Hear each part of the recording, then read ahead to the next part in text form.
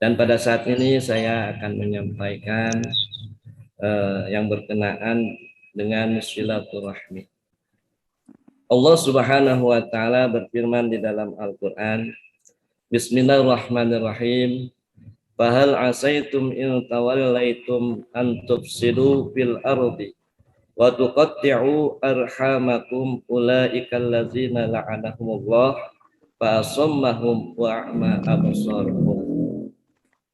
Apakah sekiranya jikalau engkau menjadi penguasa akan melakukan kerusakan di muka bumi dan memutus hubungan silaturahmi, maka orang-orang yang demikian yang membuat kerusakan dan memutus silaturahmi, kata Allah, ulaikal ladzina la'anahumullah fa asammahum wa a'ma absarahum, adalah orang-orang yang akan mendapatkan laknat dari Allah dan dibutakan mata hati mereka dan ditulikan telinganya mendengarkan hal-hal yang benar, hal-hal yang hak. Itulah merupakan hukuman bagi mereka yang memutus silaturahmi.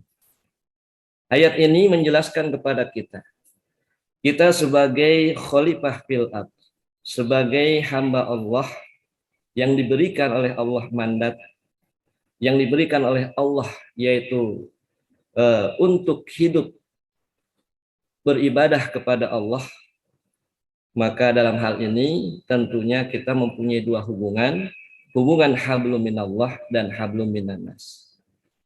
Hablum minallah kita tentunya adalah terkait dengan masalah ibadah mahdhah. Ibadah mahdhah kita adalah hubungannya dengan Allah Subhanahu wa taala, dan ibadah ghairu mahdhah kita hubungannya dengan sesama manusia. Nah, ayat ini mengingatkan kepada kita agar kita di dalam hidup ini jangan membuat kerusakan, apalagi memutus silaturahmi. Nah, itu. Nah, bahkan di dalam kitab ini dikatakan mereka yang memutus silaturahmi yang dimaksud dengan ulaikal ladzina la'anahumullah adalah ulaikal ladzina ab'adahumullah an rahmatihi. Yang pertama adalah mereka yang memutus silaturahmi apalagi membuat kerusakan di muka bumi ini, ya. Pertama, mereka akan dijauhkan dari rahmat Allah Subhanahu wa taala. Padahal kita tahu seseorang itu bisa mendapatkan kebaikan dari Allah itu adalah berupa rahmat Allah. Ya. Orang itu bisa masuk ke dalam surganya Allah bukan semata-mata karena ibadahnya. Memang semuanya itu melalui wasilah ibadah, akan tetapi ibadah ini merupakan wasilah yang mendatangkan rahmat Allah Subhanahu wa ta'ala. Nah, oleh karena itu, jika seseorang itu sudah dijauhkan dari rahmat Allah, bahkan tidak lagi mendapatkan rahmat Allah Subhanahu wa ta'ala, ya, jangan sampai itu terjadi pada diri kita. Artinya, maka jangan diharap orang tersebut akan masuk ke dalam surganya Allah Subhanahu wa ta'ala. Bahkan, ya, kalau kita saling berdiam diri satu sama lain, kalau kita lagi kesel sama tetangga, kalau lagi kesel sama teman, nggak boleh lebih dari 3 hari. Kalau lebih dari 3 hari, maka hukumnya adalah sudah barang tentu berdosa. Ini berdasarkan hadis Nabi yang diriwayatkan oleh Imam Muslim, la yahillu li muslimin ayah juro pauko salasin. Ya, ayah juro akhahu pauko salasin. Tidak halal bagi seorang muslim manakala dia, ya, saling berdiam diri satu sama lain lebih daripada 3 hari.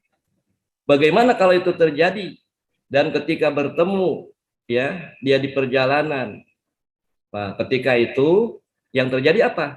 Mayuridu haza wa yuridu haza. Anu hiji mah malengos ke kanan, ya dipalin itu tadi. Yang satunya lagi malengos ke kiri. Artinya apa? Seolah-olah satu sama lain yang sedang bertikai tadi tidak mau berdamai. Maka orang yang semacam ini jangan diharap terjadi pada diri kita. Karena inilah contoh yang tidak baik. Ya, fa yuridu haza wa yuridu haza. Tetapi kata Nabi, wa khairuhuma allazi yabda'u bisalam. Akan tetapi yang paling baik di antara salah satu keduanya, siapa yang memulai mengucapkan salam. Maka dialah yang akan mendapatkan kebaikan dari Allah Subhanahu wa ta'ala. Artinya kita harus kalau kata kita tuh harus legowo ya. Harus bisa memaafkan kesalahan orang. Ya, artinya walaupun sebenarnya kesalahan itu ada di pihak dia, tapi kita itu sebagai orang yang mau memaafkan atas kesalahan yang terjadi, mungkin perselisihan yang terjadi di antara kita dengan teman kita, dengan saudara kita, atau dengan siapapun. Yang dimaksud daripada pesan hadis ini adalah jangan sampai lebih daripada 3 hari. Sebab apa? Sebab dalam hadis Nabi yang lain dikatakan, la yadkhulul jannata qati'ur rahimin. Orang yang memutus silaturahmi ya, itu tidak akan masuk ke dalam surganya Allah Subhanahu wa taala. Berarti apa? Berarti walaupun dia melakukan ibadah sedemikian rupa rajinnya, sholatnya rajin, puasanya rajin, ya, beramal solehnya rajin, berarti akan menjadi sia-sia. Itu yang kita takutkan, yang kita tidak inginkan. Jangan sampai itu terjadi pada diri kita, dan mudah-mudahan kita tidak termasuk yang demikian. Amin ya rabbal alamin. Ya, bahkan Nabi sendiri mengatakan, sil man qata'aka wa ahsin ila man asa ilaika. Sambunglah silaturahmi kepada siapa? Kepada orang yang telah memutus silaturahmi kepada engkau. Dan berbuat baiklah kepada orang yang telah berbuat jahat kepada engkau. Itu kata Nabi.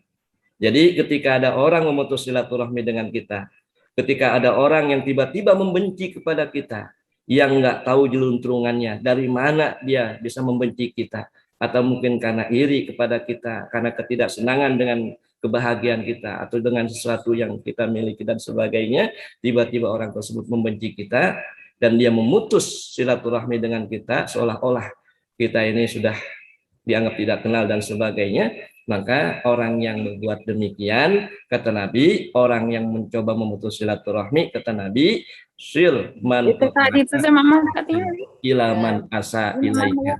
Jadi sambunglah silaturahmi, ya, sambunglah silaturahmi. Jangan sampai kita ini membiarkan berlarut-larut, ya. Artinya ketika orang itu memutus silaturahmi, kita sama sekali biarin aja lah, saya nggak peduli dengan dia dan sebagainya. Justru kata Nabi, kita yang memulai menyambung silaturahmi kepada orang yang telah memutus silaturahmi kepada kita, dan kita berbuat baik kepada orang yang telah berbuat tidak baik kepada kita, adalah perbuatan yang sangat terpuji di hadapan Allah dan Rasul-Nya. Ini hadis ini sungguh luar biasa, yaitu memberikan saran kepada kita, memberikan motivasi kepada kita, jangan pernah kita memutus silaturahmi. Dan bahkan sampai-sampai dalam hadis Nabi yang lain juga dikatakan, inna rahmata la tanzilu ala qaumin fihim qati'ur rahimi.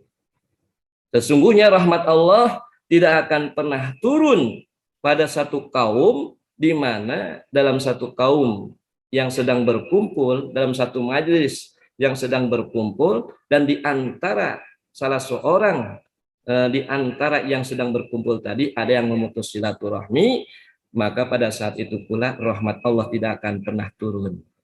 Paham maksudnya ya? Ini jadi begini maksudnya. Misalkan ada satu perkumpulan, ada satu majelis, yang di situ orang-orangnya sedang zikir, yang di situ orang-orangnya sedang mengaji.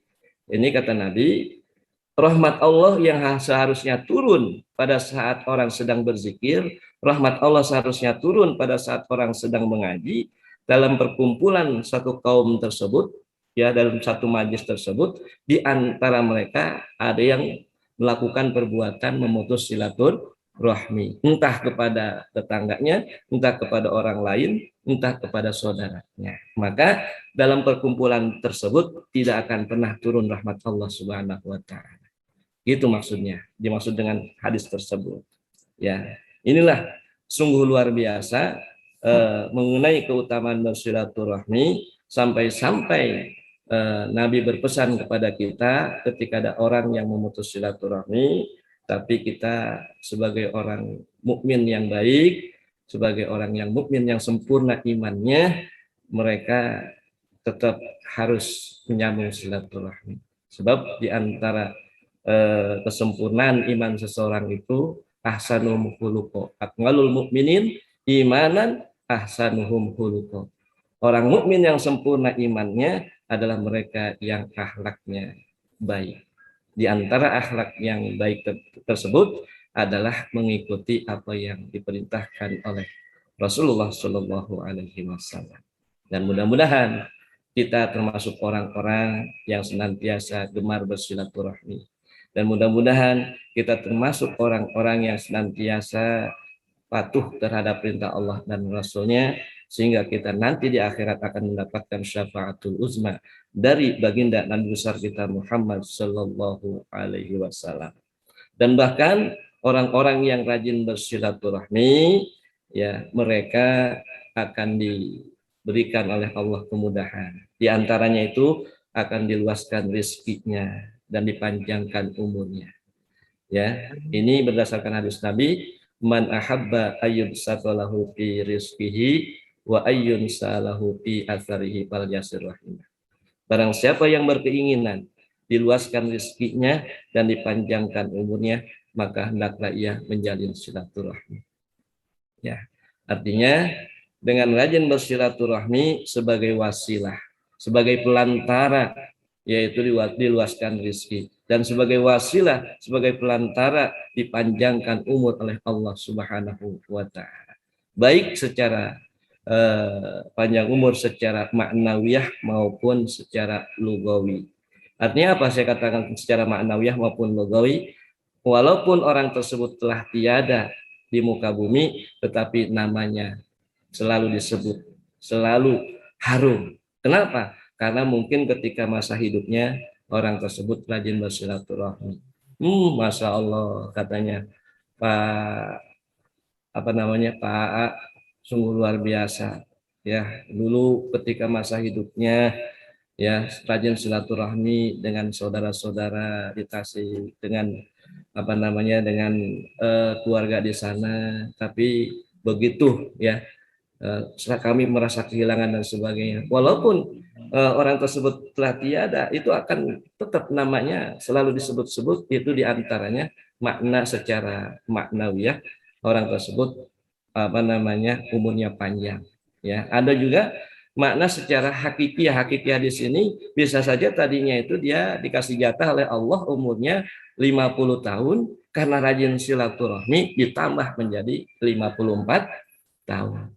Tuh, ya. Makanya kan kalau kita rajin hadir di majelis ilmu, rajin kita bersilaturahmi dengan saudara dan sebagainya, maka di situ kita manfaatnya banyak. Manfaatnya banyak, diantaranya satu, ada nilai kebaikannya, ada nilai hiburannya, ada nilai kebahagiaannya. Coba kalau misalkan orang itu nggak pernah hadir di majelis ilmu, nggak pernah mau berkumpul di majelis-majelis yang di dalamnya itu ada nilai-nilai kebaikan, dia malah hanya di rumah aja nonton TV, ngelamun, akhirnya lama-lama cepat tua, akhirnya sakit mati. Coba kalau rajin silaturahmi mah ya, ibaratnya itu kumpul riung mungpulung gitu ya, seperti ini gitu ya, yang tadinya seharusnya ngelamun malah nggak ngelamun ya, sehingga artinya apa, kita saling bertegur sapa satu sama lain ya, jadi terhibur ya. Dan dengan demikian pula di satu sisi juga secara fisikis ada kebahagiaan di hati kita bertemu dengan saudara, meskipun hanya seminggu sekali mengadakan acara zikir bersama ya, melalui acara tahlilan, yasinan dan sebagainya.